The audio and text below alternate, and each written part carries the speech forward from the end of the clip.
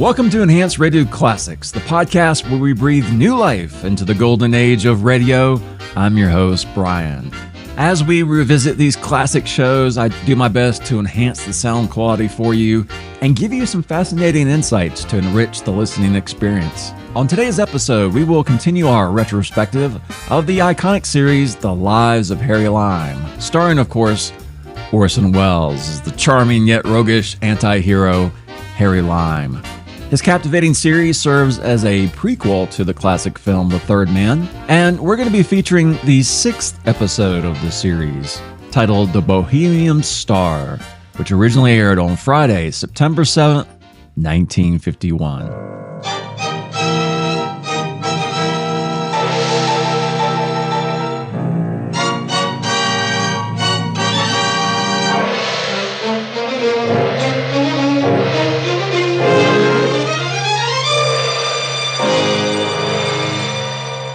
Presenting Orson Welles as the Third Man.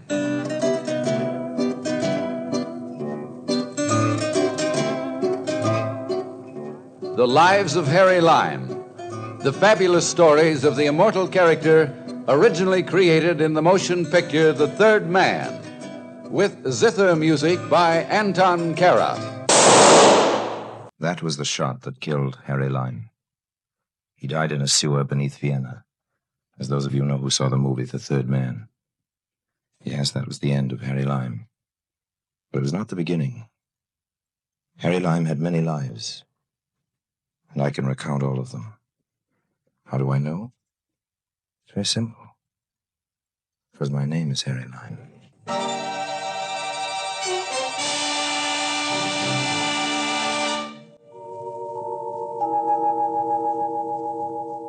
A diamond as big as a hen's egg. Change that to a duck's egg. And I held it right here in my hand. Not that I had any idea of keeping it, you understand. I was merely recovering it to return it to its rightful owner. Do I hear hollow laughter? All right. You don't have to take my word for it. Ask Scotland Yard. Get them to show you the files. What do you think I am? A crook?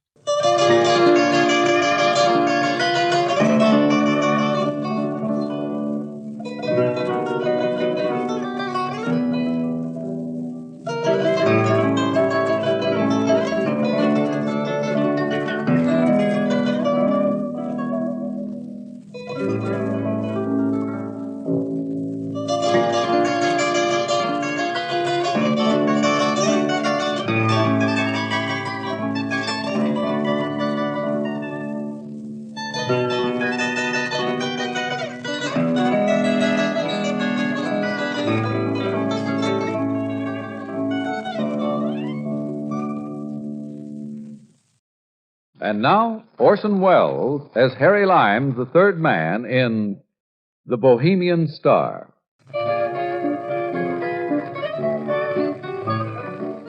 London, 1938. One of those quaint old English pubs, you know, with cubicles around the walls. Seated together, a boy and a girl. Not hard to look at either, the girl. Peaches and cream, that wonderful English type. In the next cubicle, a handsome, distinguished-looking American, Harry Lime. Me. Not eavesdropping, of course, just interested. In a casual sort of way.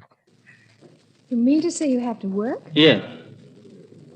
But you promised to take me to the pictures. I'm sorry, dear. I didn't know this was going to turn up. Look, Teddy, if it's just that you're broke as usual and can't afford a cinema, let's walk in Hyde Park or feed the pigeons in Trafalgar Square or something. There's no need to spoil our evening altogether. No, it's not that, Pat. Honestly, I have got a job. The news editor wished it on me just as I was leaving. What do you have to do? It's an interview. Some South American Johnny called Senor Alvarez.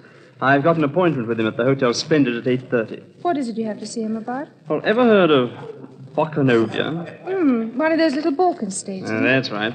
Well, 3 years ago, there was a revolution, and the monarchy was deposed, and what's ironically known as a People's Republic took its place. On the last plane out, some of the royal family escaped to London with the crown jewels. And they've been here in the safe deposit ever since. What, the royal family? Oh, fathead, no, the jewels. Incidentally, the pièce de résistance, as they say, is the Bohemian Star. Oh, I thought that was an opera. Look, the Bohemian Star is the centerpiece of the scepter. A huge single diamond almost as big as the Cullinan. Makes my engagement ring look a bit silly, doesn't it? I always had a suspicion you were getting me on the cheap. Well, I like cheap. Why, that cost me a week's salary at Hatton Garden. Well, you better demand an increase at once, darling. Anyway, what does Senor What's-His-Name fit into all this? Senor Alvarez is a leading jeweler of Buenos Aires. It seems the National Museum of the Argentine wants a replica of the Bohemian crown jewels for an exhibition of some sort. So the senor's been sent to take photographs, sketches, measurements and so on. When he gets home, he'll reproduce the whole collection in paste. Well, it sounds awfully dull to me. And for that, I have to miss Don Amici. Well, who cares about him? I have to miss Betty Grable. There's no justice in the world. Can't you get out of it somehow? No, I'm sorry, darling. Not a chance.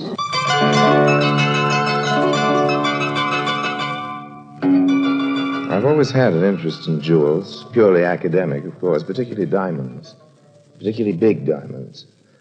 My night was free, I was feeling in a benevolent mood, so I did what anyone might have done.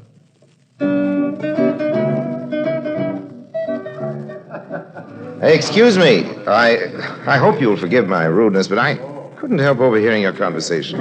I thought maybe I could help you out if you'd let me. Oh? Perhaps I'd better introduce myself first. My name's Paul Atkinson.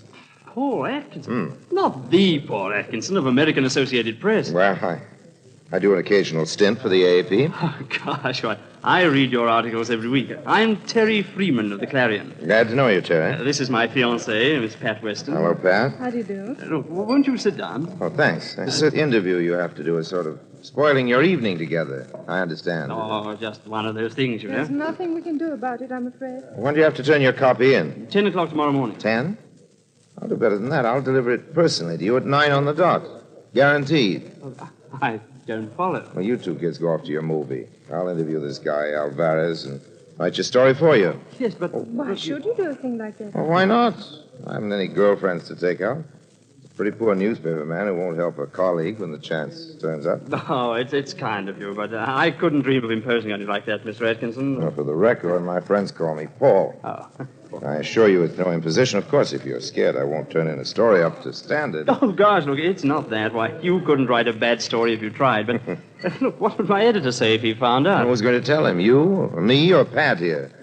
Of course, there's another way out. Oh, what's that? You go off to your interview, and I'll take Pat to the movies. Thanks. I wouldn't trust even a newspaper man as far as that. Okay, then. The Splendid, then. 8:30? Yes? Look, all the Forget same, it, Terry, old man. I'm not doing you a good turn. You're doing one for me.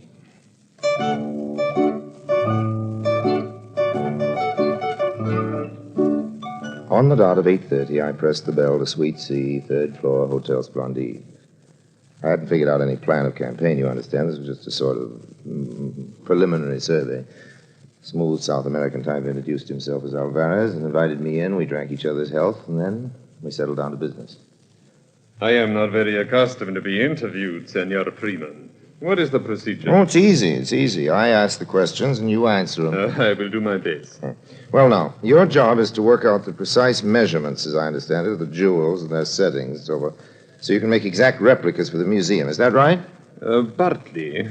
But you understand it is much more than a matter of mere measurements. Oh, yes, I guess it must be. There is the color of the various jewels, for instance, and some of the settings are of extremely intricate filigree. Tell me, senor, how did you fix it to gain access to the jewels? It was necessary for me to make formal application to the Bohemian Royal Court in Exile. And you found them cooperative? Well, naturally, one does not expect these favors for nothing. Oh, yes. There will be a certain, how shall I put it, financial adjustment. Yes, I see. Well, how long do you figure the job will take you? I hope to complete it in a month. How long have you been on it now? Just a week. What's the routine? The routine? Well, I dare say there's an armed guard and so on. Oh, but of course, that is inevitable. The Bohemian star alone is worth 500,000 pounds. Yes, that's $2 million. Who provides this guard? The insurance company. There is a room at the safe deposit. And each morning, the item I require is taken in there, and I work on it. Under observation? Yes. There are 2 detectives who never take their eyes off me or my secretary. So you have a secretary, too? Yes, Manuel Arizza. He should be here soon, so perhaps you will meet him. That's fine. Now, tell me, senor, could it be arranged for me to come along one day and watch you actually at work? I cannot say as to that. Make a much better story, you know. Perhaps so. But it would be a matter for the Bohemian authorities. Okay. I'll put in an application tomorrow. Will you support it? Naturally. Fine, that's settled then. And now I guess... That must be my secretary now. I am in here, Manuel. Good, everything is fixed, Pedro. That very obliging gentleman, Senor Meyerson, has finished the paste copy of the Bohemian Star, and I have it with me now. Regard it, my friend, is it not that? Manuel. Tomorrow, when the right moment comes, I will distract the attention of the detectives, and you will remove the real jewel and slip this one its place. Manuel, we have company. You fool, to talk like that. But how was I to know? Who is this man? One of Meyerson's? This is a gentleman named Freeman, a reporter from the Evening Clarion. A reporter? Well, thanks very much for the interview, senor. Now, if you don't mind, I think What is your hurry? Well, I have to go on back to the office. You can wait a little while. Let me pour you a drink. Oh, no, thanks very much, Roman. I think Sorry, I can't stay. I think you'd better, senor. This gun is loaded. Well, oh. What's the big idea? You do not think we could let you go after what you've heard, eh? Well, now, wait a minute. I'm not the sort of guy who goes around shooting off his mouth.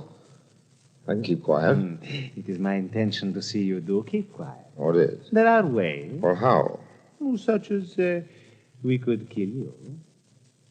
Yes. I suppose you could, but you won't. What makes you so sure? Well, these walls aren't very soundproof. The shot would be heard. I have a knife. Okay, you could kill me with your little knife. Then what? How do you mean? Having an odd body lying about the place might prove to be a little embarrassing, don't you think? You never conceal one in here. You couldn't risk getting it out without being caught. There would be certain difficulties, I admit. So it looks as though you'll have to trust me after all. Doesn't it? Good night, gentlemen. One moment, senor. There are other ways. Oh? What, for instance? Well, this. What? Manuel, I have told you before, I detest violence. That should keep him quiet for a little while. You know, I've been thinking, why should a reporter on an English newspaper be an American? I dare say it does happen. Yes, perhaps so, but you must admit it is unusual. What are you looking for in his pockets? Papers. A letter. There, what did I tell you? It is addressed to Harry Lime. Harry Lime? But you know the But name? of course. So does every police department in the world. You mean? I mean that compared with him, we are amateurs. So that's it, We eh? must do something, Manuel. I know. I will drive the car to the back entrance, and we will take him down the back stairs. Like he is now? Why not? We will be seen. We will say he's drunk. Then we'll drive him into the country and dispose of him.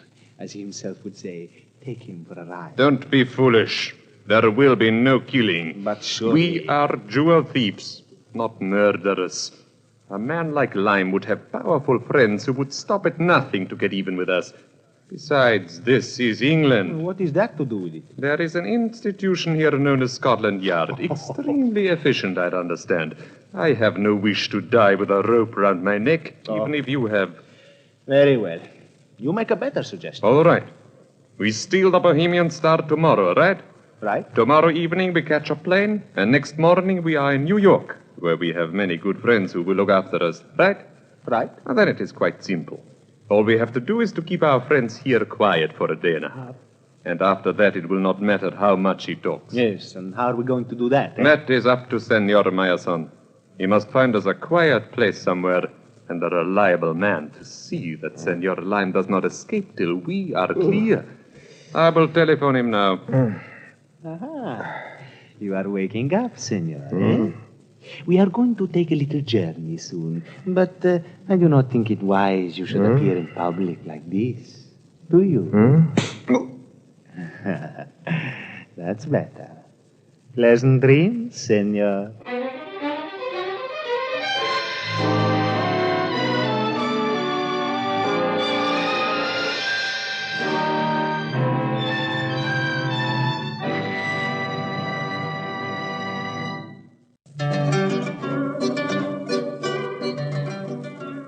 It was early morning when I finally came to. My jaw ached where Oritz had clipped me, and I had the great granddaddy of a hangover. Ooh. I lay still for a while, and then took a sort of tentative look around. The room I was in was small, had a sort of shut-in feeling. Then I saw something else. A man. One of the biggest, toughest, ugliest characters I'd ever clapped eyes on. Though, in a way, he looked sort of nice ugly, if you know what I mean. Not the mean type. He stood up when he realized I was awake, and as soon as he spoke, I knew I was right about it. What's it, chum? Have a good sleep? You ought to know. Been slumbering like an innocent babe, you have. Here, how'd you feel? Well, like something the cat dragged in. There wouldn't be any coffee on that stove, would there? No. No. But I can fix you up with a nice cup of tea. The kettle will be boiling in a minute. Oh, that's fine. Say, what's your name? Charlie. Mine's Harry. Pleased to meet you, Harry, I'm sure. Charlie, old man, where are we? Uh-huh. That'd be telling. How'd I get here? Sorry, chum. I ain't allowed to give no information. Strict instructions. I understand. How's that tea coming along? Won't be off a tick now.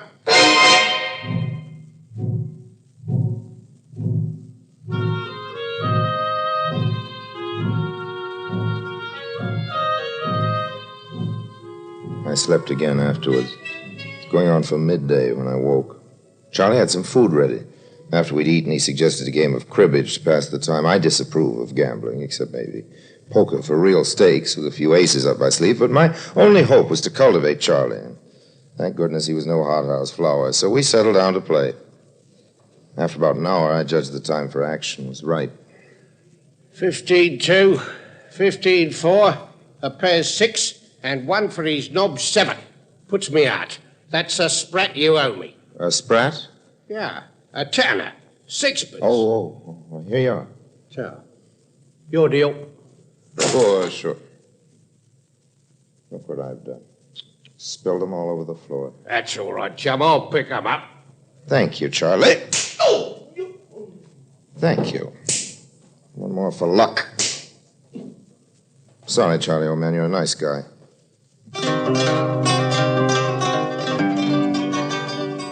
I tore up a sheet and bound and gagged Charlie. He had some keys in the pocket. I let myself out.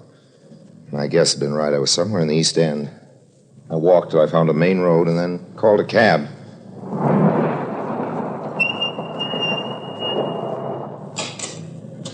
Where to, Governor? Hotel Splendide, and I'll double your fare if you get me there in 15 minutes. Right, hang on.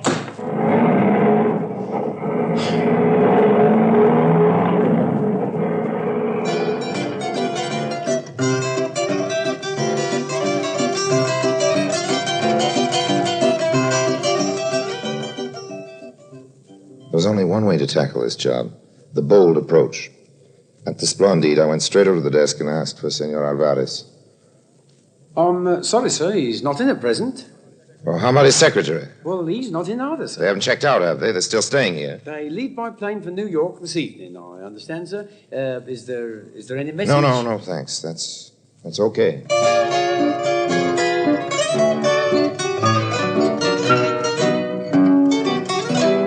So they hadn't made the snatch yet. I had no idea where the safe deposit was, so all I could do was wait. Found a spot where I could keep out of sight and watch the elevators at the same time. An hour passed. An hour and a half. And then, there they were. Their elevators started to rise. I took the stairs 3 at a time. I reached the 3rd floor just as the door of their suite was closing behind them. I wanted that Bohemian star. Nothing greedy, you understand, but now or never. Gun in hand, I pressed the bell. You! Good afternoon, gentlemen. I wouldn't reach for a gun if I were you, nor you, Oritza. Unless you've a wish to commit suicide, just keep your hands up. Well up. That's much more sensible. How did you get here? I got here by cab, if it's of any particular But, senor, interest. Oh, Charlie. Don't worry about him. He'll get over it. Come on, let's go into the sitting room, have a nice, cozy talk. After you, senor. And you. It's more like it. All right, chums. The Rock. The Rock? Diamond, the Bohemian star. But you're mistaken, senor. Oh. We have not got it, have we, Manuel? Why, no, there must be some misunderstanding. The only misunderstanding there's been so far was in you fellas mistaking me for a sucker. Step over here towards me, Oritza. What, me, senor? Come on, do as you're told. Now turn your back. Keep those hands well up. Nice, efficient little piece of ironmongery you've got. I'll have that, if you don't mind. Look, but no diamond. Okay, you're next, Alvarez. But I assure you, Turn around. senor, I give you my word of honor. And what's this? Your word of honor? Quite a hunk of stone, isn't it? You won't mind if I take charge of this, I'm sure. Senor, let us talk. What more is there to say? We made a mistake, Manuel and I. We admit it. Considering I have the stone and this gun, that seems rather obvious, don't you think? What I mean is that we made a mistake when we met last night, not inviting you to join us in this enterprise. Oh, what gives you the idea that I might have joined you in this? Harry Lime, are you not? Correct me if I'm wrong, but surely our object in this case has been the same, to obtain the Bohemian star. Our object, maybe, but not our purpose. You speak in riddles, senor. Oh, no, not at all, old man. You stole this jewel for your own enrichment. I've taken it from you now to return it to its rightful owner. Its rightful owner? You will pardon us if we smile, senor. You don't believe me? Okay, sit down, gentlemen. I have a little telephoning to do. Hello? Operator, get me Whitehall, 1212. But that's Scotland Yard. Sure, it's you do not Scotland mean Yard. that you are going to Please, telephone. senor, put down that telephone before it is too late, eh? Let us make a bar. Hello? Is that Scotland Yard? It's all right, Mr. Lime. You needn't bother with that call. Now, what's the idea? Who are you guys? I'm Detective Inspector Marsh, and this is my assistant, Sergeant Andrews. No, not so fast. How do I know you two are on the level? Oh, here's my warrant card. I'm glad to know you, Inspector. Yes, this all seems in order. Sorry I sounded suspicious, but, you might have been a couple of crooks, too. Of course, the point hadn't occurred to me. This is an outrage. You have made a great mistake, senor. Well, we'll thrash that out at the yard later. Take him away, Sergeant. Yes, sir.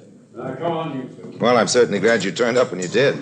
What I can't figure out is how you got in so quietly. My ears don't miss much, and I'll swear I never heard that front door open. Well, of course you didn't. We've been here all the time. Here, in this actual room? Yes, behind those curtains. Well, I'll be darned. And what's more, we've a friend of yours. You can come out now, Mr. Freeman. Hello there. Why, Terry, I don't get all this. Oh, it's all quite simply explained. When you didn't turn up this morning, I got a bit worried, so I phoned AAP, and they told me Paul Atkinson was in Malaya. Then I went round to the yard and gave the whole story to Inspector Marsh here. And you figure there must be some dirty work, huh, Inspector? Well, it did seem that something odd was going on. And doubly odd when I rang the Argentine embassy, and they denied all knowledge of Alvarez and Noritza. So the management let us in here while they were away. We were just about to announce ourselves and find out what was what when the doorbell rang and you came in. So you figured you'd wait a while and see what happened, is that it? Exactly. I say. What is it? Just as well I'm not a crook, isn't it? I mean, if I tried to get away with the Bohemian Star instead of phoning the yard, I'd have found myself in a lovely jam, wouldn't I? Yes, well, I shan't pretend we didn't suspect you for a while, Mr. Lime. But we know now that you're an honest man. That's all right. It's not everyone who'd risk his life the way you've done. Oh, that's okay. Here, I guess you better take this stone, Inspector. I'll be glad to see the last of it. Oh, thanks. Of course, you realize there'll be a reward. Oh, no, please. But my dear fellow, it's no more than you're entitled to. Don't you agree, Mr. Freeman? Most certainly. I'll see the matters taken up with the Bokanovian authorities, and you'll hear from them in due course. Well, if you insist, though. After all, I was only doing my duty. And Terry, I really did intend writing that story for you. I'm sorry I slipped up on it. That's Hope okay. you didn't get into too much trouble with your news editor. Well, there was a bit of a row, but that's all right. Oh, it will be, old man, it will be. Just wait till he sees the story you've got for him now.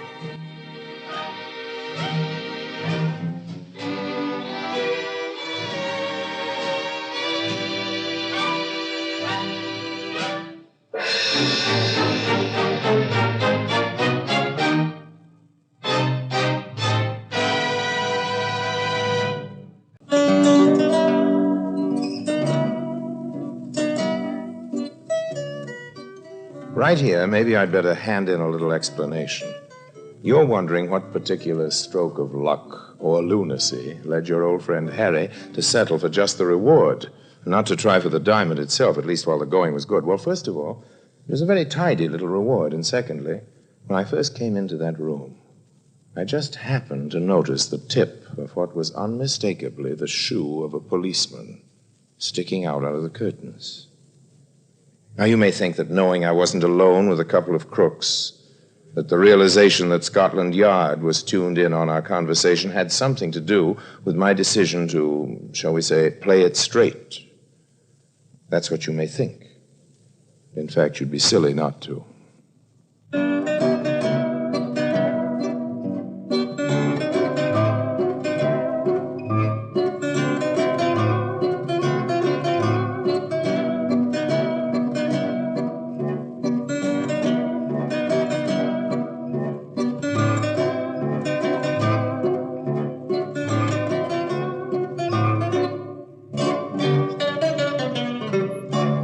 And that was episode 6 from the series The Lives of Harry Lime, titled The Bohemian Star, which originally aired on Friday, September 7th, 1951. Now, does the Bohemian Star exist in reality? It does not. It is a fictional gem specifically for this episode. Like many stories in adventure and mystery genres, this episode uses the concept of a rare and valuable artifact to drive the plot and create intrigue. The Bohemian Star, a priceless gem in this episode, serves as a classic example of the MacGuffin, a plot device that drives the story but is not deeply examined. This was a hallmark of many Harry Lime adventures, keeping the focus on character interactions and moral ambiguity. In my opinion, this episode really showcases Harry's wit and charm as he navigates a perilous game involving a stolen gem and treacherous companions. I really enjoyed it, and I hope you did as well.